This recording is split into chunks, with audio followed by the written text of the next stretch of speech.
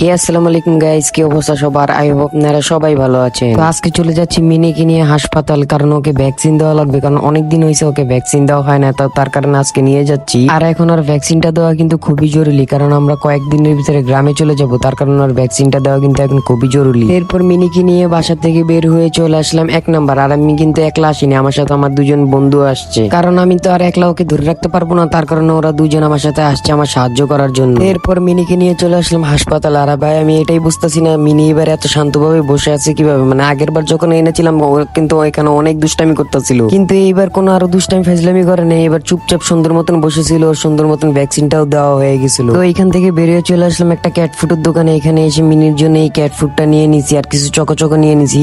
এরপর এখান থেকে বেরিয়ে একটা অটো নিছি, এখন এই অটো করে সোজা চলে যাব বাসার দিকে। আর আমাদের কিন্তু একটু তাড়াতাড়ি বাসা যাওয়া লাগবে, কারণ মিনি কিন্তু একদমই বাইরের গরমে থাকতেই পারে না, আর আজকে কিন্তু গরম পড়ছে, সেই গরমটা কিন্তু মিনি একদমই সহ্য করতে পারতেছিল না। তো আজকের মতন এই পর্যন্ত, দেখাবেন নেক্সট ভিডিও। আর আজকের ভিডিওটা যদি ভালো লাগে থাকে একটা লাইক করে দিবেন, চ্যানেলে নতুন হয়ে থাকলে একটা সাবস্ক্রাইব করে দিবেন। দেখাবে নেক্সট ভিডিও। আল্লাহ হাফেজ।